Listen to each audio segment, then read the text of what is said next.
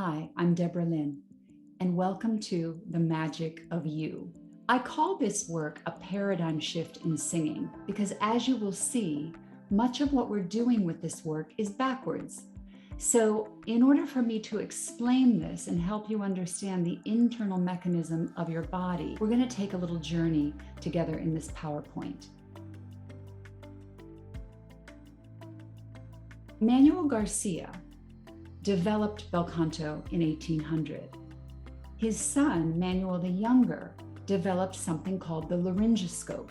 If you've ever been to an ENT, an ear, nose, and throat doctor, and they've looked down your throat with a small mirror, that is the laryngoscope. That instrument was used to look at the throats of a number of opera singers. That work has continued on through what we call a direct line of teachers. What we want to remember is that this understanding was the standard of Italian singing. Then Puccini arrived on the scene in the middle of the 1800s. The sound of Puccini needed that expanded romantic sound. That happened again when Wagner arrived on the scene many years later, and the sound had to expand again to accommodate that bigger, powerful sound. The beauty of this bel canto mechanic is that it has the flexibility to kind of go across multiple genres. And that's why I think it's so helpful to the contemporary singer today. Most singers are used to using something called diaphragmatic breathing, which would be associated with the Puccini breath, or pelvic floor breathing, which is associated with the Wagnerian breath. I had 6 teachers, 5 of which were either one of those two camps. And then I landed in my bel canto master teacher studio. Because if you've ever been to a Broadway show, you know that if you go on Tuesday and you hear the singer sing the show, and then you go on Saturday and you hear the same singer sing the show, it's the same sound. They create the same repeated results over and over again. And that is the benefit of this work. The very first fundamental principle that my teacher instilled in me is that every important thing that we're doing as singers is internal. It's something that we are aware of inside our body. You are the magic. You have the capacity. And from my perspective, everybody has a beautiful voice. Does that mean everybody accesses it? Not exactly. Because some of the mechanics that our body is having us do actually contributes to pushing the sound out of control.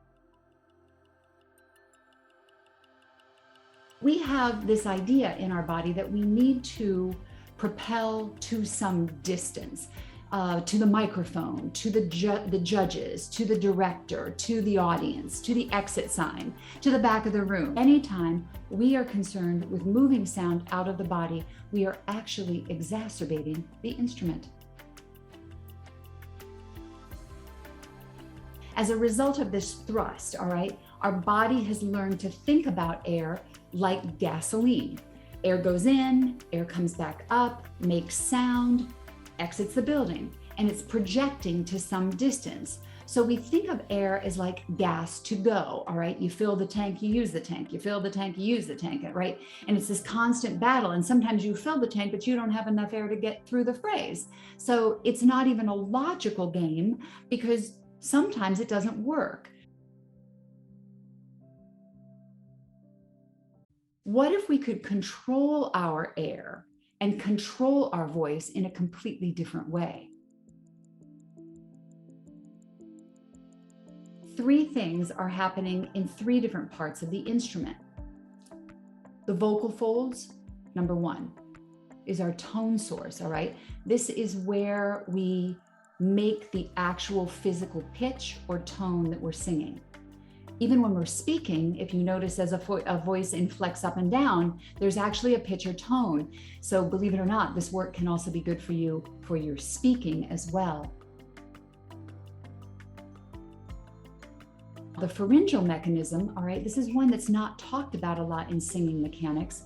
The pharyngeal is this sort of muscle mechanic going on back here at the back of the mouth, at the upper part of the throat, where all your vowels are created. All right, so the shape shifting that goes on there allows us to articulate different sounds. And we've been doing that since we were small, so we're not exactly aware of the movement of that pharyngeal wall. The last, of course, is the lips, the teeth, the tip of the tongue. This is where our frontal consonants are formed or articulated. I'm going to suggest that as we go a little deeper into this conversation, we're going to want to be curious about all of this. Like, well, how do we access our voice? How do we get this mechanic to work? How do we reinforce the vocal fold process? How do we do this? In bel canto, we understand something that's called your inner timing.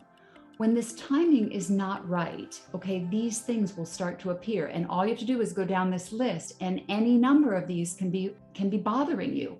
Constriction, tension, fatigue, pushing for high notes, collapsing for low notes.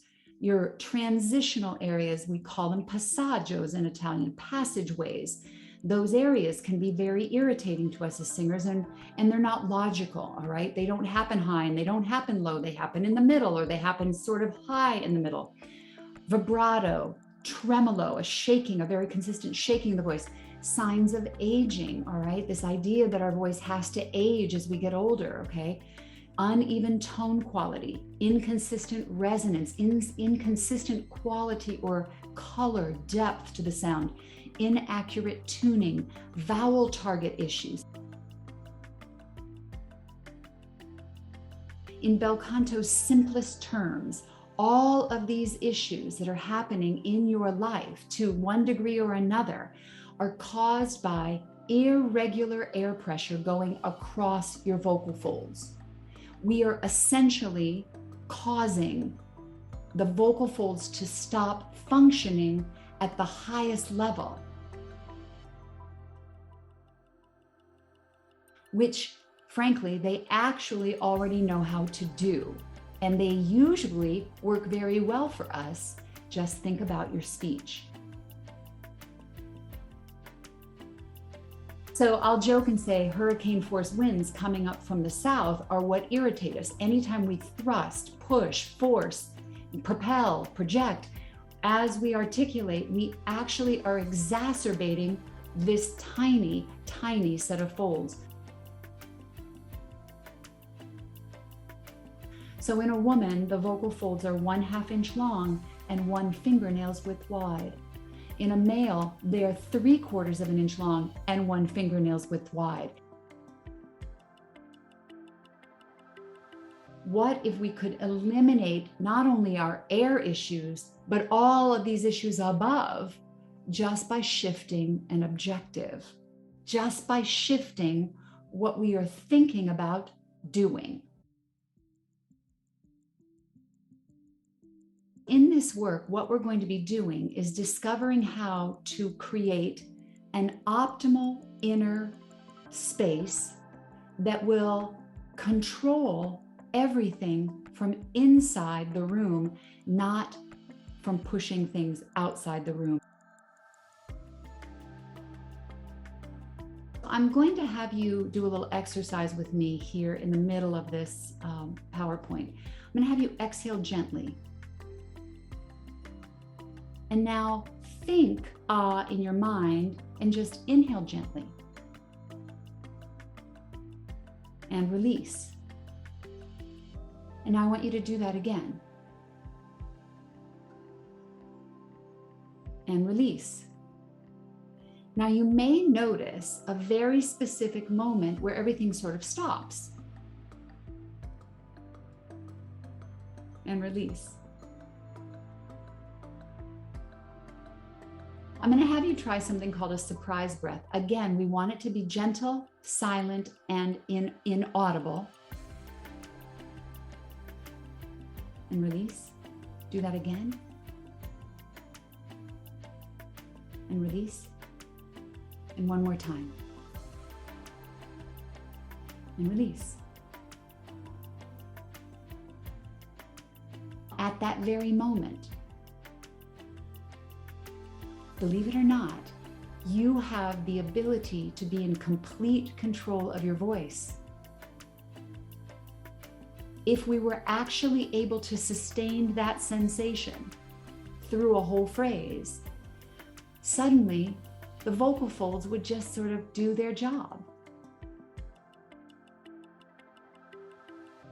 This is a big kind of mind-blowing concept that we can open up, stay still, and sing.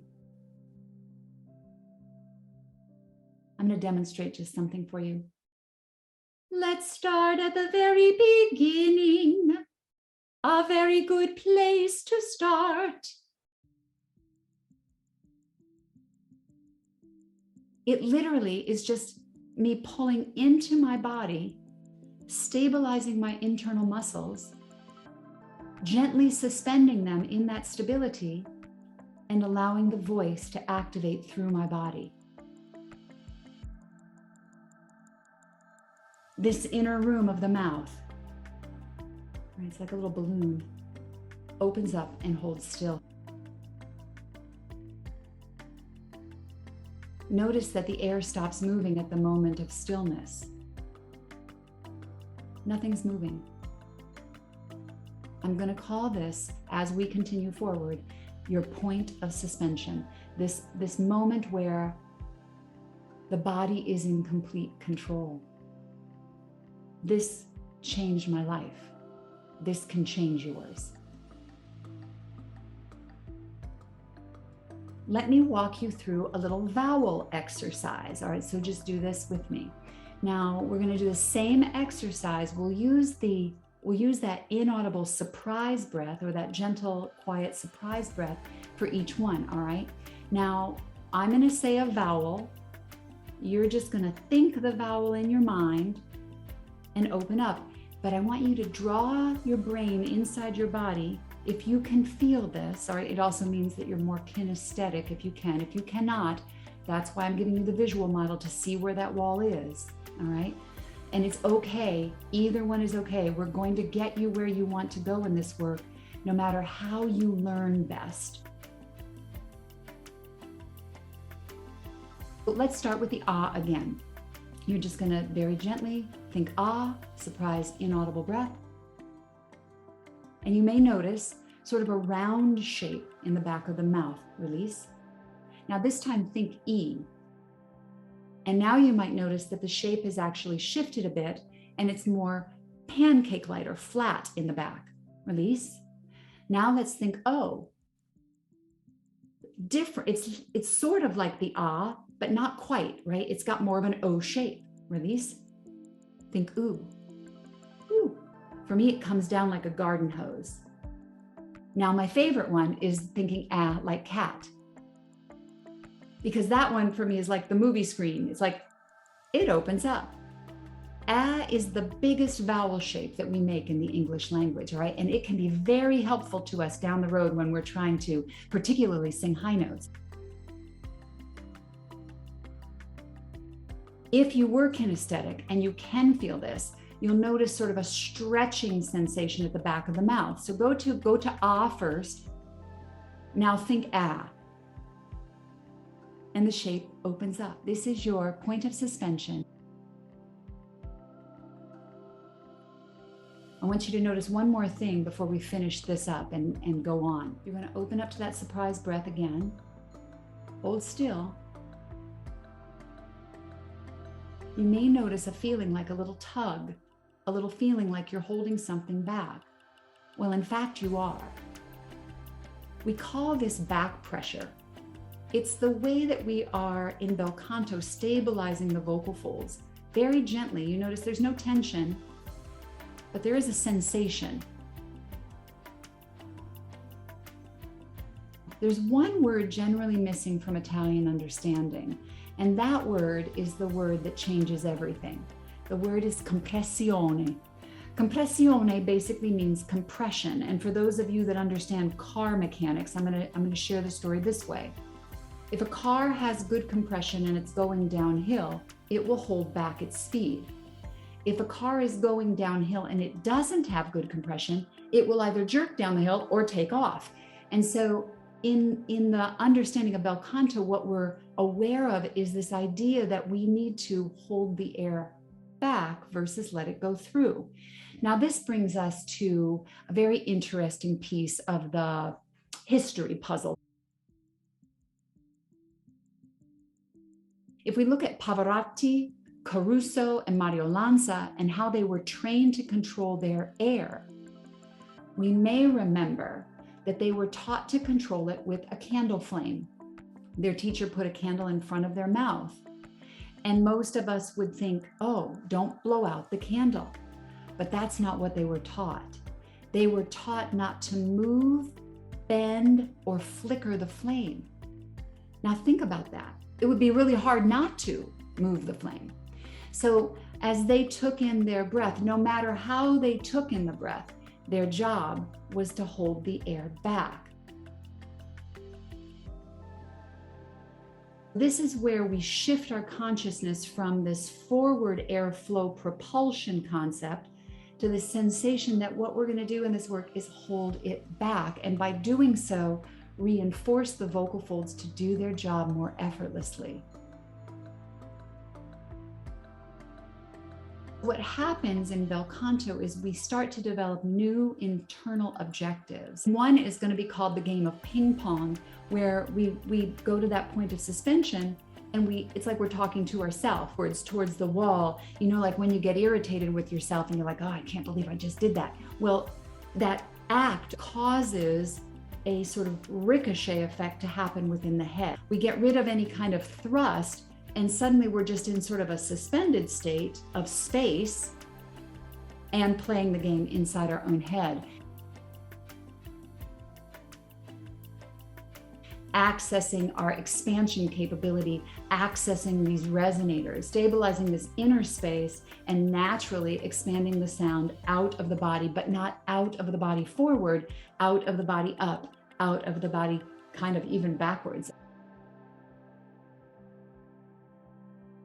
The internal muscle stabilization component combined with the precise timing of onsets. Onsets is how you articulate, how you enunciate your words. And believe it or not, there's an onset on the front edge of every single syllable we sing. And now the game gets interesting, because that's why there's so much chaos in this world of singing. Because every time we articulate, we're at a moment of control where we could either lose the control or gain the control, lose the control or gain the control.